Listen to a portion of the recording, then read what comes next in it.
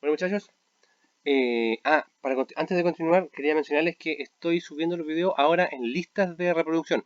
Como muchos de ustedes me lo pidieron para que no se confundieran y tuvieran que ver o vieran los videos de las otras clases que estoy desarrollando, van a quedar en una lista aparte. Así que para que estén todo más ordenadito. Ahora, todas estas decisiones o todas esas preguntas que se hace los directivos de INAC, ¿cierto? Y que un poco se enmarcan en el caso que estábamos viendo, se basan en la intensidad moral de la toma de decisiones. Es decir, cuando nosotros hablamos de intensidad moral, es el grado en el cual los seres humanos consideran un problema, es un problema ético. Es decir, yo tengo un problema, pero cuando este se transforma en un problema ético o atiene a la ética, ¿cierto? Y cuánto esto va a repercutir en las decisiones que nosotros debamos tomar. Y esta intensidad moral se dice que consta de 6 componentes. Una, la magnitud de las consecuencias, el consenso social, probabilidad de efecto, inmediación temporal, proximidad y concentración de efecto.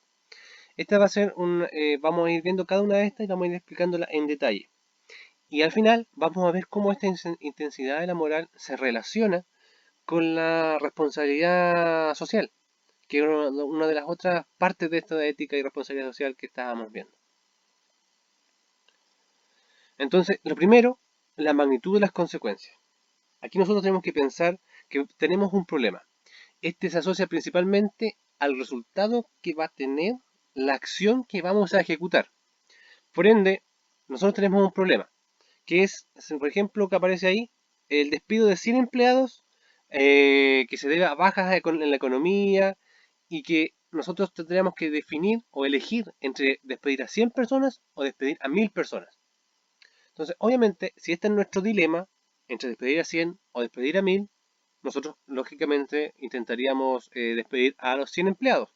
¿Por qué? Porque es un problema económico, intentaríamos tener nuestra responsabilidad social bastante alta, pensar en los demás y tenderíamos a poder despedir a la menos cantidad de gente posible. Si fuéramos unos empleadores completamente empáticos con nuestros trabajadores, con la economía y todo eso. Pero, ¿cómo cambia esta decisión entre despedir a 100 o a 1000 si agregáramos esta información? Del hecho de que si nosotros no despediéramos a esas 1000 personas, el valor del proceso que nosotros que estamos haciendo incrementa en un 20%, lo que lleva a su vez incremento en los precios de un bien básico. Es decir, ¿qué pasa? Nosotros tenemos que elegir entre despedir a 100 o a 1000 personas. Pero si no despedimos a las 1000 personas, nuestro costo de producción va a repercutir en un aumento del 20% en el costo de un bien que afectará, por ejemplo, al 50% de la población. Eh, Exagerémoslo. Por ejemplo, si no despedimos a esas 1000 personas, el precio del pan que está en 1000 pesos subiría a 1500 o a 2000. Ahí, ahí ya se transforma nuestra decisión en una decisión ética, porque tenemos que ver qué es y cuál es la magnitud real de la consecuencia de nuestra decisión. En el fondo, ¿qué es lo peor? Y ahí es donde se empieza a evaluar. Por otra parte, tenemos el consenso social.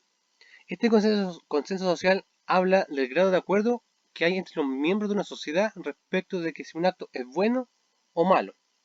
Entonces, por ejemplo, ¿qué reprobarían ustedes más? ¿El hecho de conducir en estado de ebriedad o conducir a alta velocidad en la carretera?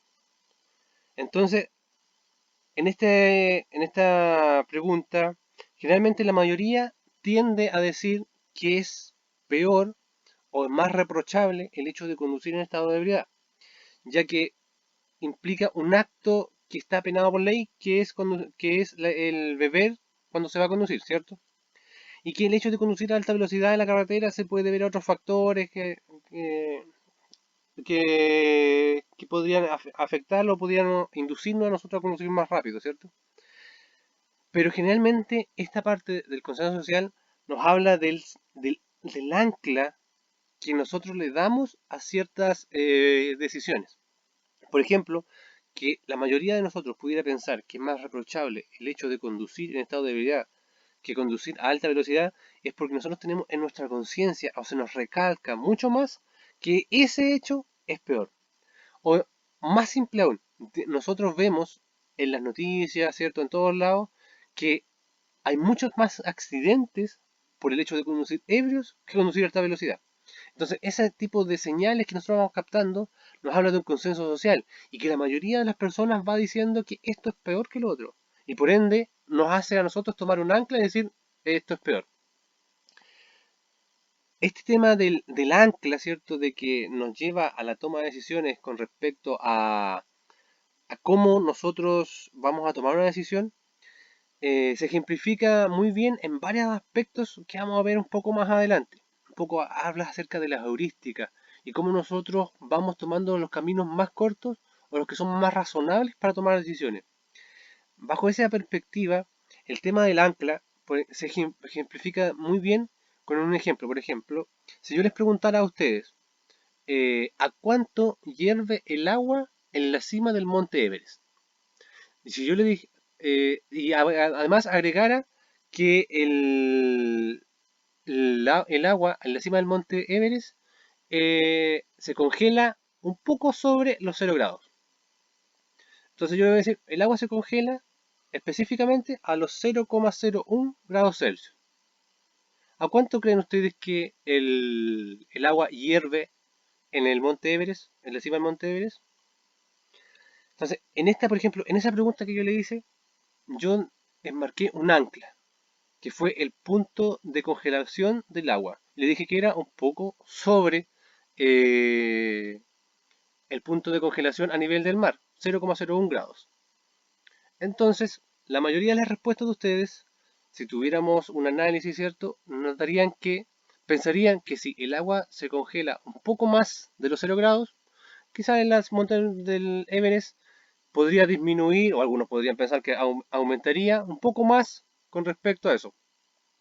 Y eso se piensa porque yo dejé un ancla establecida que aumentaba un poquito otro parámetro. Pero no es así. Eso es parte de esto, del consenso social y cómo eso afecta a la toma de decisiones. Bueno, y para quien que esté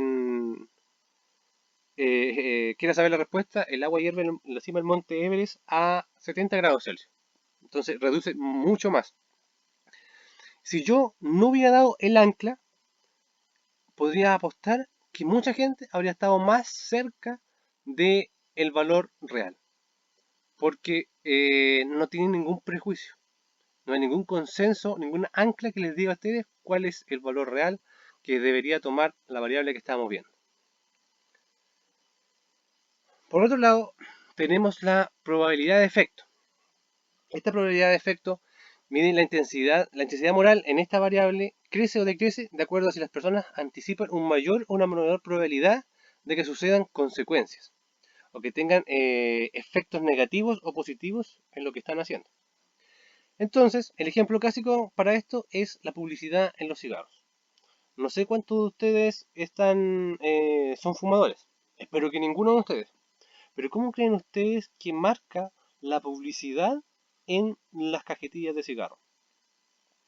El hecho de relacionar el tabaquismo, ¿cierto?, con problemas de salud hace que la intensidad de la moral de las personas en decidir si fuman o no sea afectada para bien o para mal. Entonces es por eso que se empezaron a incluir imágenes muy fuertes de personas con cáncer al pulmón, personas como Don Miguel, ¿cierto? Que le extirparon su tráquea. Todo eso fue incorporado para esto, para ver que la intensidad moral en las decisiones que van a ya llamarse éticas, de fumar o no fumar, serían afectadas. Entonces, ¿qué creen ustedes? ¿Esto afecta o no afectó en la vida cotidiana? En el siguiente video voy a hacer la respuesta.